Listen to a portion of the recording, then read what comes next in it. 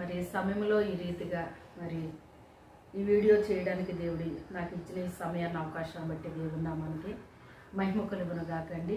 చిన్న ప్రార్థన చేసుకుని వాక్యంలోకి వెళ్దాం. పరిశుద్ధుడైన తండ్రి, మహోన్నతుడ, జీవాధిపతి, సర్వాధికారి, సర్వోన్నతుడ, సకల సృష్టికర్తమైన మా యేసు ప్రభువా, నీకు వందనాలు, స్తోత్రాలు తండ్రి. ఈ సమయంలో నీ దివ్య వాక్యము ద్వారా మాతో మీరు మాట్లాడండి ప్రభువా. నా తండ్రి, నా తండ్రి, నా తండ్రి, మాకందరికీ ఏది అవసరమో తండ్రి సమస్తము ఎరిగిన దేవుడవు ప్రభువా. తండ్రి, కుమార, పరిశుద్ధాత్మ త్రియేక దేవుడుగా నాయన మా మధ్యలో ఉండి ప్రభువా, నాయన ఈ దీనరాల్ని ప్రభువా, నా తండ్రి నీ పరలోకపు జ్ఞానముతో నింపండి నాయన. నీ సత్యవాక్యమును సరిగా విభజించే మీ పరలోకపు జ్ఞానముతో నింపండి నాయన ప్రభువా. నా తండ్రి, నా తండ్రి, నా తండ్రి, నా తండ్రి, ఇందులో ఉన్న గూఢమైన సంగతి, రహస్యమైన సంగతులు, మీ రాజ్య మర్మాల్ని మాకు తెలియచెప్పండి నాయన. వినే చెవి, గ్రహించే హృదయం, అనుసరించి నడిచే జీవితాన్ని మాకందరికి అనుగ్రహించు నాయన ప్రభువా. నా తండ్రి, వాక్యాన్ని నాయన వింటున్న చూస్తున్న ప్రతి ఒక్క బిడ్డతో నాతో మీరు మాట్లాడండి ప్రభువా. నీ పరిశుద్ధాత్మ కార్యం బలముగా జరిగించండి నాయన. ప్రతి ఒక్క బిడ్డకి నాయన మీరేం మాట్లాడుతున్నారో స్పష్టముగా అర్థమయ్యేటట్టుగా నాయన అర్థము చేపించండి పరిశుద్ధాత్మ దేవుడా. మీరే కార్యము చేసి సహాయము దయచేయమని యేసు అతి పరిశుద్ధ నామములో అడిగి వేడుకొనుచున్నాము తండ్రి, ఆమేన్. హల్లెలూయా. దేవుని నామానికి మహిమ కలుగునగాకండి. మరి ఈ సమయంలో మనము 92వ కీర్తన 12వ వచనం నుండి మనం చదువుకుందామండి. నీతిమంతులు ఖర్జూర వృక్షం వలె మోగు వేయుదురు, లెబానోను మీది దేవదారు వృక్షం వలె వారు ఎదుగుదురు. యెహోవా మందిరంలో నాటబడిన వారై వారు మన దేవుని ఆవరణములలో వర్ధిల్లుదురు. ఇక్కడ మరి నీతిమంతుల కొరకు ఇక్కడ మాట్లాడటం జరిగిందండి. నీతిమంతులు ఎలా ఉంటారంటేనంట ఖర్జూర వృక్షం వల్లే మొగ్గు వేయుదురు అంటున్నాడు ఇక్కడ.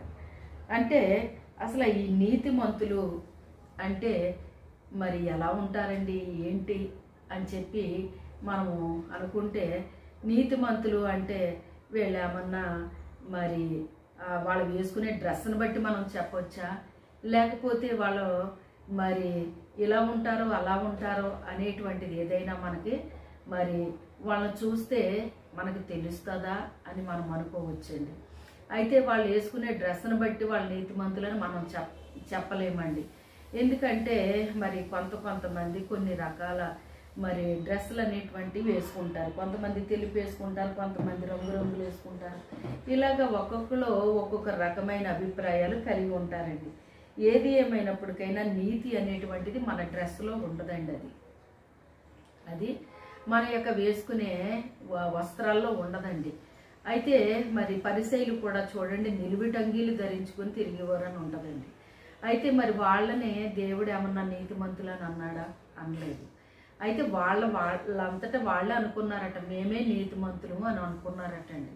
అయితే మనంతటా మనం నీతిమంతులను అనుకోవడం వేరు, దేవుని చేత మనం నీతిమంతులుగా తీర్చబడడం వేరండి. అయితే దేవుడు మనల్ని నీతిమంతులను ఎప్పుడు తీరుస్తాడంటేనంట మరి చూడండి, సుంకరి పరిసయ్యుడు దేవాలయంలోకి వెళ్ళారు.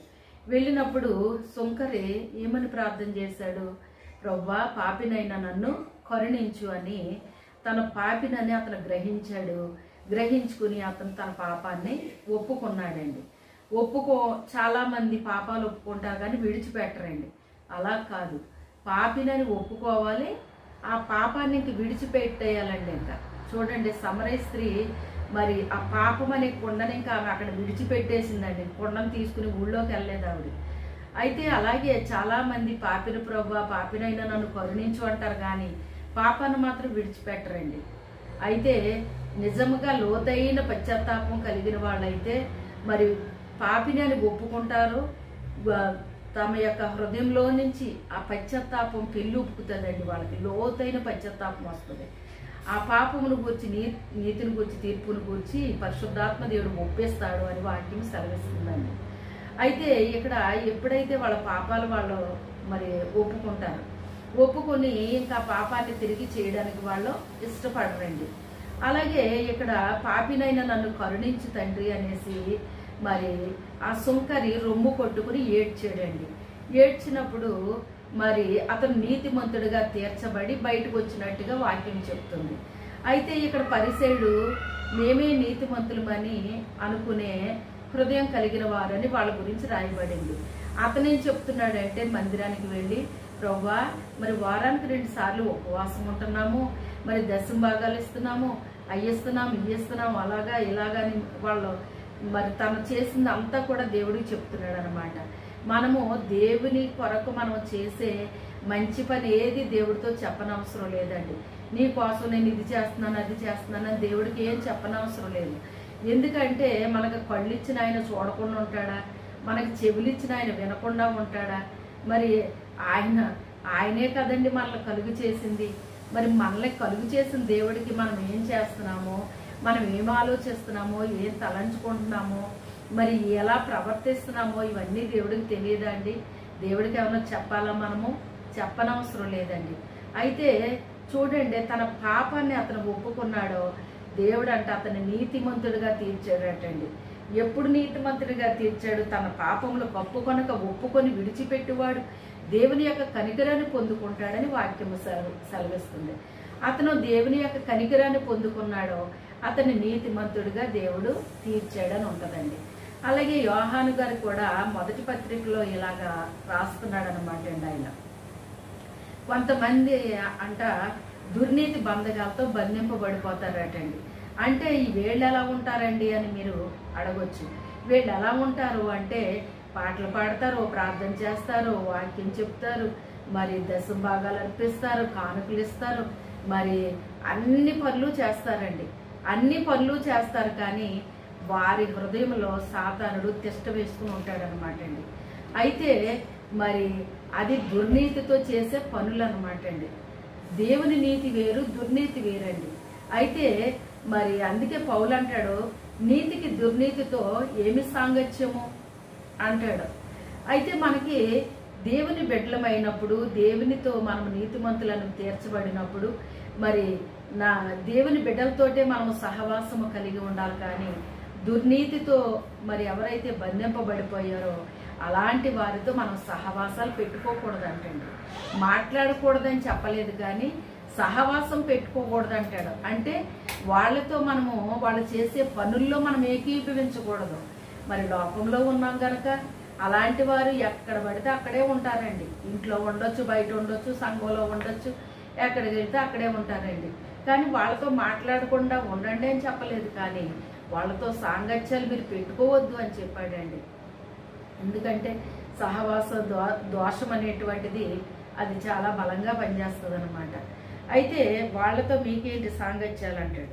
అయితే ఇక్కడ మరి తమ పాపాలనంట వాళ్ళు ఒప్పుకున్నప్పుడు అంటండి, వాళ్ళని సమస్త దుర్నీతి నుంచి మిమ్మల్ని విడుదల చేస్తాను, నేను మిమ్మల్ని పవిత్రపరుస్తాను అని చెప్పేసి యోహాను గారు రాసిన మొదటి పత్రికలో ఈ మాట ఉంటుందండి. అయితే సమస్త దుర్నీతి నుంచి దేవుడు ఏం చేస్తాడట? విడిపిస్తానంటున్నాడండి, పవిత్రులుగా చేస్తానంటున్నాడు. ఈ పవిత్రత ఎందులో వస్తుంది? దేవుని యొక్క రక్తము ద్వారా పవిత్రపరుస్తాడండి. అయితే మరి ఆ పాపాన్ని వాళ్ళ మనస్ఫూర్తిగా ఒప్పుకోవాలి. లోతైన పశ్చాత్తాపం రావాలండి వాళ్ళకి. ఆ లోతైన పశ్చాత్తాపం వచ్చినప్పుడే వాళ్ళు ఆ పాపాన్ని ఒప్పుకోగలుగుతారు. కానీ మరి పెదవులతో పశ్చాత్తాపడితే అది నిజమైన పశ్చాత్తాపం కాదు. కానీ హృదయంలో రావాలండి పశ్చాత్తాపం అనేటువంటిది. ఆ హృదయంలో మనస్ఫూర్తిగా ఎప్పుడైతే వాళ్ళో నేను పాపిని, లేకపోతే మరి ఏంటి నేను ఇలా జీవిస్తున్నానేంటి అని చెప్పి వాళ్ళ దేవుని యొక్క వాక్యము చేత వాళ్ళు ఎప్పుడైతే సంధించబడ్డారో మరి దేవుడు మనల్ని ఎన్కౌంటర్ చేస్తాడండి. ఆ చేసినప్పుడు వాళ్ళ స్థితి ఏంటో వాళ్ళకి అర్థమవుతుంది అనమాట. ఒకరోజు నేను మరి ఆవిడ దేవుడి బిడ్డ అని చెప్పేసి అనుకుంటూ ఉన్నది, కానీ ఆమె దుర్నీతి బంధకాలతో బంధించబడిపోయిందండి. ఆమెలో ఒక సర్పం నివసిస్తున్నట్టు ప్రభు నాకు చూపించారు. ఇదేంటి, ఈవిడ దేవుడి బిడ్డ అంటున్నారు కదా, మరి ఈవిడ పాటలు పాడుతున్నారు, వాక్యం చెప్తున్నారు, ప్రార్థన చేస్తున్నారు, రోజుకి 5-6 గంటల ప్రార్థన చేస్తుందండి ఆవిడ. అయితే దేవుడు నాతోటి అన్నాడు, ఆమె వ్యర్థ ప్రార్థన చేస్తుంది అన్నాడు. వ్యర్థ ప్రార్థన? ఇదేంటి, ఎన్ని గంటలు చేస్తారమ్మా మీరు రోజుకు ప్రార్థన అంటే? చేస్తానండి, రోజుకి 5-6 గంటలు అన్నారు ఆవిడ. అవునా అని చెప్పి అనుకున్నప్పుడు మనసులో దేవుడు మెల్లని స్వరం వినబడుతుంది, ఆమె వేస్ట్ ప్రార్థన చేస్తుంది అనేసి. వేస్ట్ ప్రార్థన చేయడం ఏంటి ప్రభువా అని అనుకున్నప్పుడు ఆమె మోకరించిన దగ్గర నుంచి కూడా మరి తన యొక్క కుమారుడు కొరకే ఏడుస్తుందటండి. ప్రతిరోజు 5-6 గంటలు కూడా కొడుకు కోసమే ఏడుస్తుందంట, కానీ ఇంకే ప్రార్థన కూడా ఆవిడ చేయదటండి. అయితే అది మరి నాకు తెలియదు, ఆవిడేం ప్రార్థన చేస్తున్నారో నాకు తెలియదండి. కానీ దేవుని ఆత్మ నాకు ఆమె వేస్ట్ ప్రార్థన చేస్తున్నారు అని చెప్పేసి ఎప్పుడైతే నా మనసులో ఆయన మెల్లని స్వరంతో మాట్లాడారో అప్పుడు నాకు ఏంటి, ఎందుకు ఇలాగ దేవుడు చెప్తున్నారు, ఏంటి ఈవిడ ఏం ప్రార్థన చేస్తున్నారో నాకు తెలియదు అనుకున్నాను. అలాగా ఆవిడ మరి నా దగ్గరికి వచ్చినప్పుడు ఆవిడకి వాక్యం చెప్పడం ప్రారంభించానండి. వాక్యం చెప్తుంటే ప్రభువా ఈమె పరిస్థితి ఏంటి నాయన, మరి ఈవిడ నా దగ్గరకు వస్తున్నారు, వాక్యం చెప్తున్నాను అని చెప్పేసి ప్రార్థన చేశానండి. ఈ పరిస్థితి ఏంటి ప్రభువా అని ప్రార్థన చేశాను. నా అలవాటు ఏంటంటే అండి, ఎవరికి వాక్యం చెప్పినా, ఎక్కడ నేను వాక్యం చెప్పినా, ప్రభువా ఏ వాక్యం చెప్పాలో మీరు నాకు అనుగ్రహించండి అయ్యా, నీ మాట మీరు చెప్తే అది నేను చెప్తానయ్యా అని నేను ప్రార్థన చేసుకుంటాను. ఆ ప్రార్థన చేసుకున్నప్పుడు నాకు ఈ వాక్యం అని నా మనసులోకి వస్తుందండి. అది నాకు ఎప్పుడు మరి ఆ వాక్యాన్ని నేను మరి అప్పుడు నేను అనుకునే వాక్యం కాదు, కానీ అది ఎప్పటి నుంచో ఎప్పుడో వాక్యం. అయితే అలాగా ఏ వాక్యం అయితే నా మనసులో దేవుడు నాకు ఒక ఆలోచన కింద ఇస్తారనమాట, ఫలానా వాక్యం అని వచ్చేస్తుందండి మనసులో. దేవుడు ఇది చెప్పమంటున్నారు అనే వాక్యం నేను చూసుకుంటానండి. ఆ వాక్యం చూసుకున్నప్పుడు ఇంకా కొన్ని విషయాలు ప్రభు నాకు జ్ఞాపకం చేస్తారు. ఆ విషయాలు పట్టుకుని నేను ప్రభు పేరట నిలబడతానండి. నిలబడినప్పుడు మరి ఈ దీనురాలు మరుగుపరిచి దేవుడు మాట్లాడడం మొదలు పెడతారన్నమాట. అయితే ఆ రీతిగా ఆమె వచ్చినప్పుడల్లా నేను ప్రార్థన చేసుకుంటున్నాను. నేను అడిగినప్పుడు ఏ వాక్యం అయితే దేవుడు నాకు ఇస్తున్నాడో అదే వాక్యాన్ని నేను చెప్తున్నాను. చెప్తుంటే ఆవిడ ఇంటి దగ్గర అనుకుంటున్నారంట, ఈరోజు మరి ఈ వాక్యం చెప్పించుకోవాలి సిస్టర్ గారితో అని చెప్పి అనుకుంటున్నారంట అండి. అప్పటికి ఇంకా నాకు సొంత పరిచర్య ఇంకా దేవుడు ఇవ్వలేదు. అయినప్పటికైనా వాక్యం చెప్పేదాన్ని అలాగా ఎవరికైతే ప్రార్థన అవసరతలతో వచ్చిన వారికి ప్రార్థన చేసి పంపించడం, వాక్యం కావాలన్న వాళ్ళకి వాక్యం చెప్పి పంపించడం, అలాగే ఎవరి ఆశతో వస్తే ఆ రకంగా చేస్తూ అలవాటు ఉండేది నాకు. ఏది ఏమైనప్పటికైనా ప్రభువులోనే ఎక్కువగా నేను గడపడం అనేటువంటిది నాకు అలవాటు అయిపోయిందండి. నా జీవితంలో భాగం కింద అయిపోయిందండి. అది అంటే ప్రథమ భాగం అయ్యిందండి. అది దేవుని యొక్క పని నా జీవితంలో మొదటి స్థానాన్ని ఇచ్చాను ఆయనకి. అది మొదటి భాగం అయిపోయిందండి. మొదట దేవునికే, ఏదైనా దేవునికే అని నా హృదయంలో ఉంటుందండి. ఆ రీతిగా మరి ప్రార్థన చేస్తున్నప్పుడు దేవుడు ఏ వాక్యం అయితే నాకు ఇస్తున్నారో ఆ వాక్యాన్ని నేను చెప్పేదాన్ని. చెప్పినప్పుడు ఆవిడ ఇంటి దగ్గర అనుకునేవారంట, ఈరోజు సిస్టర్ గారితో ఈ వాక్యం చెప్పించుకోవాలి అనుకునేవారట. అనుకున్నప్పుడు సరే వచ్చిన తర్వాత ఆవిడ నాకేం చెప్పేవారు కాదు. చెప్పకుండా ప్రార్థన చేసుకుందామమ్మా అని చెప్పేసి ప్రార్థన చేసినప్పుడు ప్రభా ఏ వాక్యం చెప్పమంటావు అని అడిగితే పలానా అని నాకు వచ్చేది. వచ్చినప్పుడు ఆ వాక్యం స్టార్ట్ చేసేదాన్ని. అప్పుడు ఆవిడ ఆశ్చర్యపోయేవారు, ఏంటి అసలు నేను ఇంటి దగ్గర ఇదే వాక్యం చెప్పించుకోవాలని నేను అనుకున్నానండి, కానీ మీకు చెప్పలేదు, చెప్పకపోయినా మీరు ఎలా చెప్తున్నారండి, నేను ఇంటి దగ్గర అనుకున్నదే మీకు ఎలా తెలుస్తుంది, అసలు ఎలా చెప్తున్నారు మీరు అని చెప్పి ఆవిడ చాలా ఆశ్చర్యంగా మాట్లాడేవారు.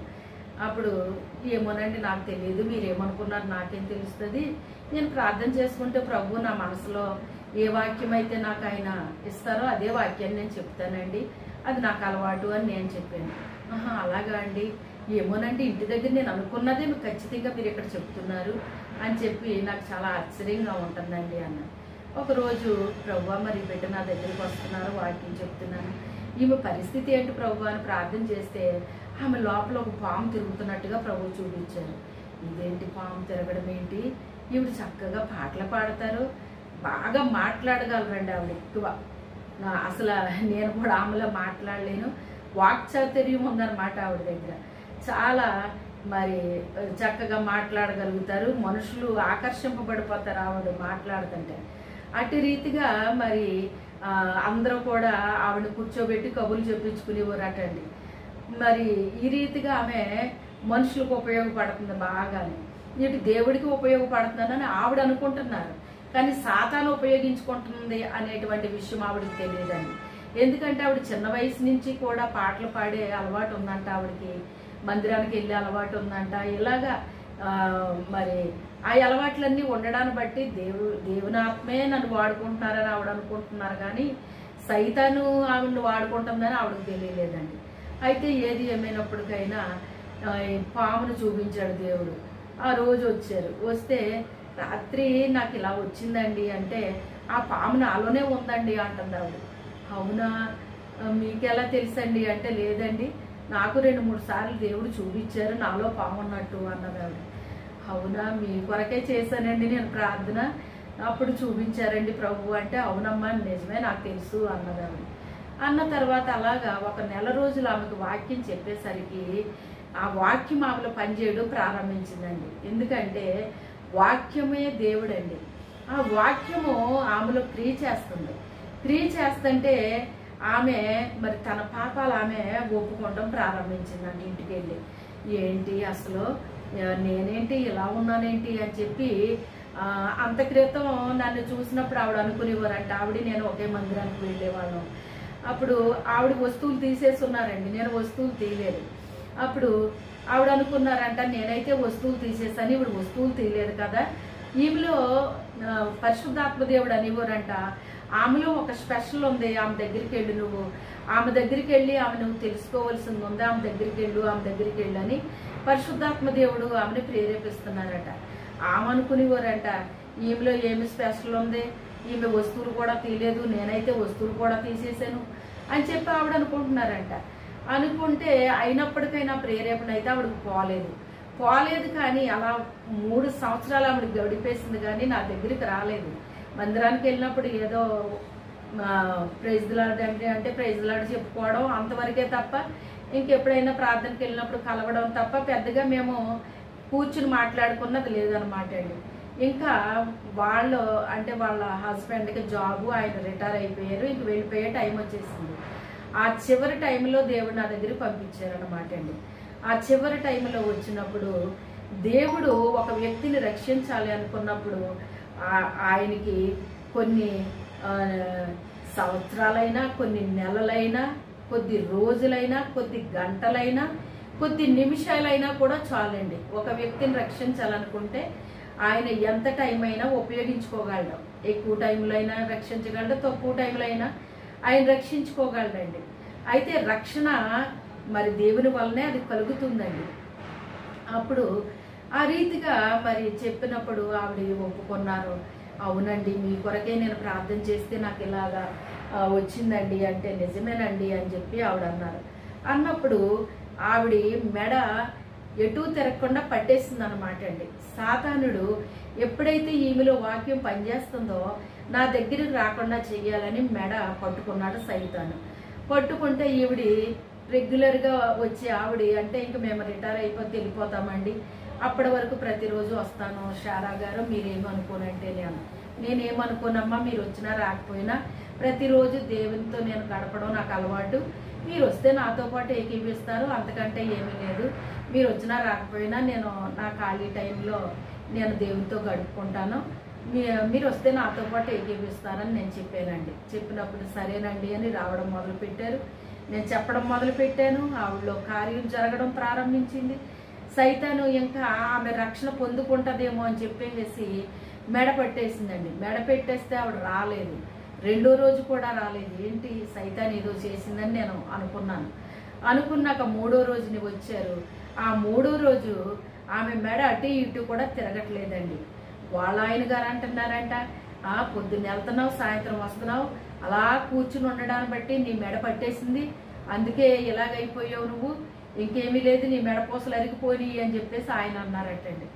అప్పుడు అవునా ఏంటి ఇలాగంటున్నారు ఏంటి అని చెప్పి ఆవిడ అనుకున్నారంట. అనుకుని ఏది ఏమైనప్పటికైనా షారా గారి దగ్గరికి వెళ్ళి ప్రార్థన చేయించుకుందాము అని అనుకున్నారటండి. ఆ రోజు అనుకుని అనుకున్నప్పుడు వాళ్ళ హస్బెండ్ ఏమోని హాస్పిటల్కి వెళ్ళి ఒకసారి చూపించుకో డాక్టర్ గారి దగ్గర అని చెప్పి నీ మెడపోసలు అరిగిపోయినాయి, అందుకే ఇలాగ అయిపోయింది, అంతసేపు అలా కూర్చోకూడదు, ప్రార్థన అంటే వెళ్తున్నావు, అన్ని గంటలు కూర్చుంటున్నావు నువ్వు, అందుకే ఇలా అయిపోయింది అని చెప్పి ఆయన చెప్పటంలో ఆవిడికి అటు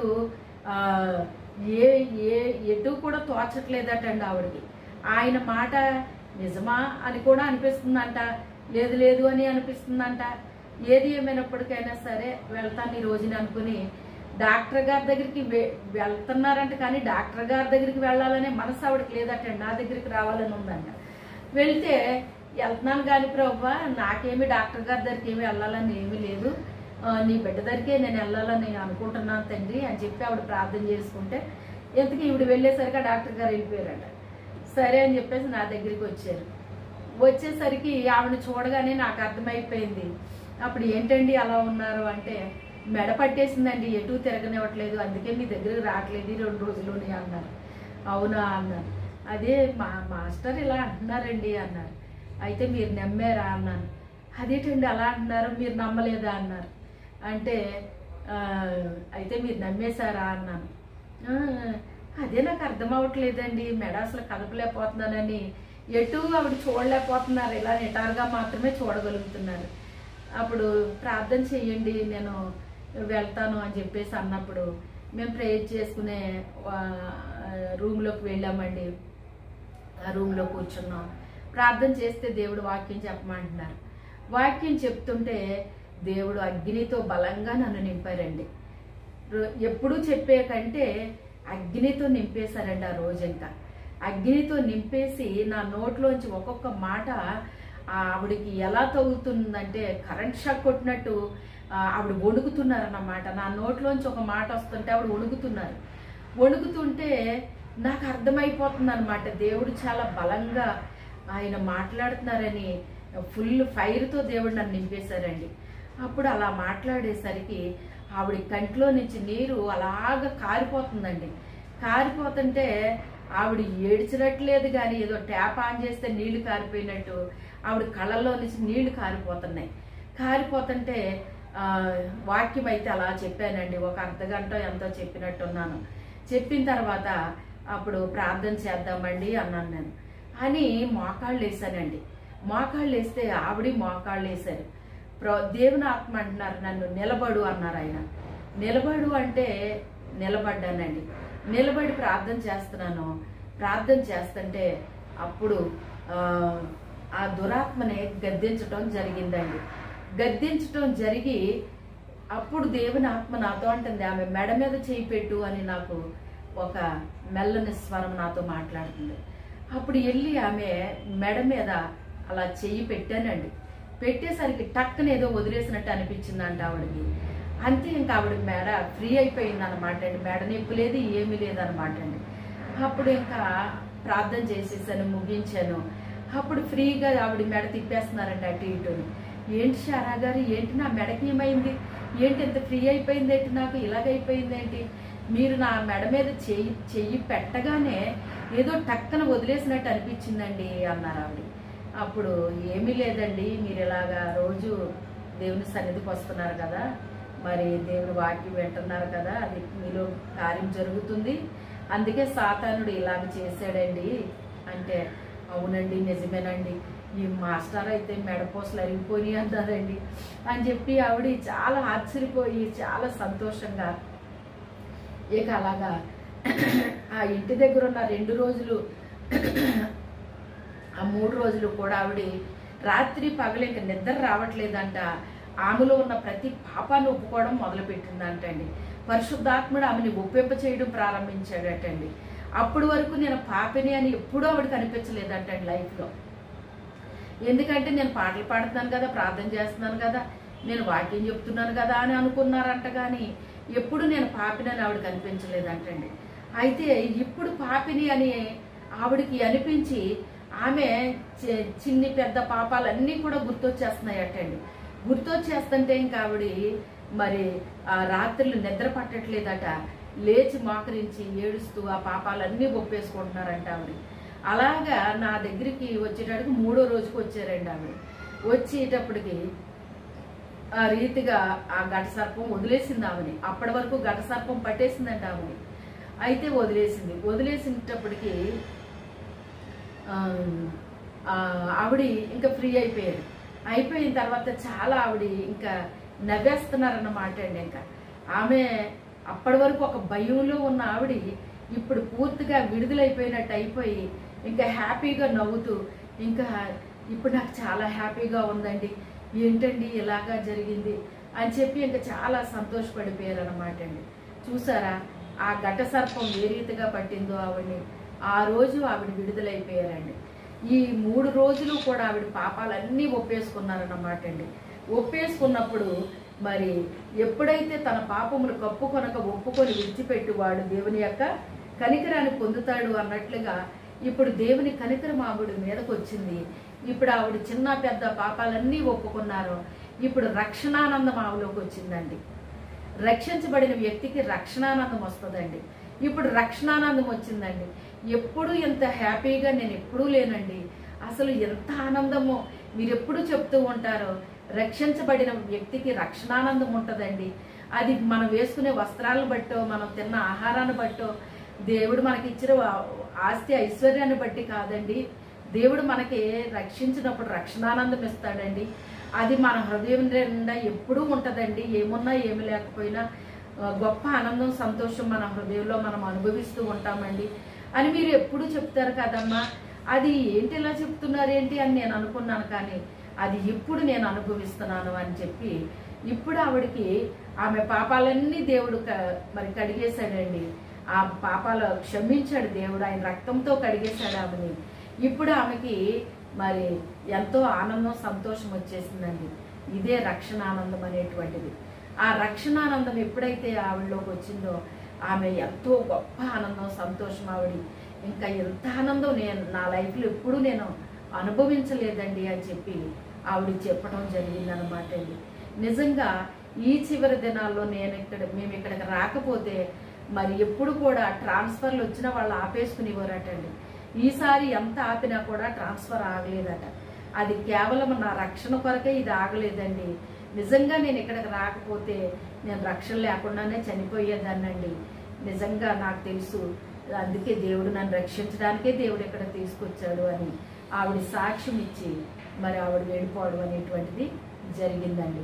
అంటే ఇదంతా నేను ఎందుకు చెప్పాను అంటే, ఒక మనిషిలో ఘట సర్పం ఉండి కూడా పాటలు పాడిస్తుంది, ప్రార్థన చేపిస్తుంది, వాక్యం చెప్పిస్తుంది, ఉపవాసాలు ఉండేలా చేస్తుంది, కానుకలు అర్పించేలా చేస్తుంది, అన్నీ చేపిస్తుందండి. కానీ రక్షణ అనేటువంటిది మాత్రం వాళ్ళకు ఉండదండి. అందుకే వాళ్ళ హృదయంలో రక్షణ ఆనందం సంతోషం అనేటువంటిది ఉండదండి. అందుకే సాతానికి సంబంధించిన క్రియలు వాళ్ళలో కొన్ని కనబడుతూ ఉంటాయి అన్నమాట. ఎందుకంటే అపవాది వాడు దొంగ, ఆది నుండి వాడు దొంగ, మోసగాడు, నరహంతకుడు వాడు. ఇలాగా చెప్పుకుంటూ పోతే చాలా పేర్లు వాడుకున్నాయండి. అయితే మరి ఆ లక్షణాలు కూడా వాళ్ళలో ఉంటాయండి. వెలుగు దూత వెలుగు వేషం వేసుకుంటాడండి. వాడి యొక్క పరిచారకులు వెలుగు పరిచారకుల వేషాన్ని వేసుకుంటారని పౌలు గారు కొరింథీయులకు రాస్తున్నాడండి. అయితే నిజంగా మారు మనసు రక్షణ పొందిన వ్యక్తిలో నుంచి మరి తమ యొక్క హృదయం ఎప్పుడైతే మరి దేవుడికి ఇచ్చుకున్నారో ఆ హృదయంలో నుంచి జీవధార రావడం ప్రారంభిస్తుందండి. మనలో నుంచి మన హృదయాన్ని కాపాడుకుంటే మన హృదయంలోంచి జీవధార వస్తుందండి. అయితే పరిశుద్ధాత్మ అభిషేకాన్ని మనం కలిగి ఉంటేనంట మన కడుపులో నుంచి జీవజల నదులు ప్రవహిస్తాయంటారు. ఆ నది ఎక్కడ ప్రవహించినా అక్కడ జలచరం బ్రతుకుతుందని వాక్యము సెలవిస్తుందండి. అయితే మరి దేవుని యొక్క వాక్యము మరి అది రెండంచులు కలిగిన ఎటువంటి ఖడ్గము కంటే వాడి కలిగింది అది అని వాక్యం గురించి చెప్పటం జరుగుతుందన్నమాట. ఆ రోజు అగ్ని అయిన దేవుని యొక్క ఆత్మ వస్తేనే కానీ ఆ ఘట సర్పం ఆమెలో నుంచి వెళ్ళలేదండి. ఫైర్ వచ్చిందండి, అగ్ని వచ్చిందండి. వాక్యము మనము చెప్పినప్పుడు ఆ వాక్యములో నుంచి అగ్ని కూడా బయలు వెళ్తుందండి.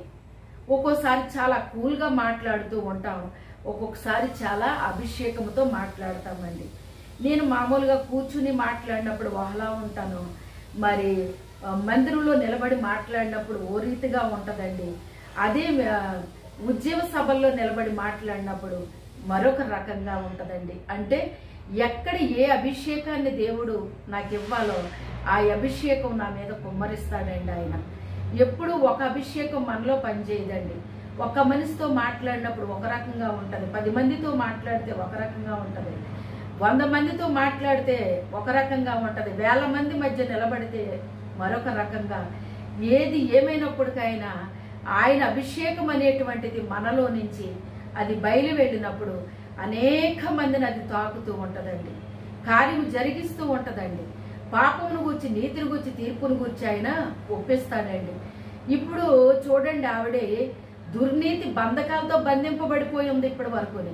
కానీ ఇప్పుడు ఆయన ఏం చేశాడు, ఆ దుర్నీతి బంధకాల నుంచి ఎప్పుడైతే ఆమె పాపినని పరిశుద్ధాత్మ దేవుడు ఆమెను ఒప్పించాడో, పాపమును గురించి, నీతిని, తీర్పును గురించి ఒప్పించేశాడో, ఇప్పుడు ఆవిడ ఏం చేసింది, నేను పాపిని అని తన పాపాలన్నింటినీ దేవుడు చూపిస్తుంటే ఒప్పుకోవడం ఎప్పుడైతే ప్రారంభించారో, ఇప్పుడు ఆ పాపాలన్నీ ఒప్పుకున్నప్పుడు దేవుని యొక్క కనికరం ఆవిడ మీదకి వచ్చేసిందండి.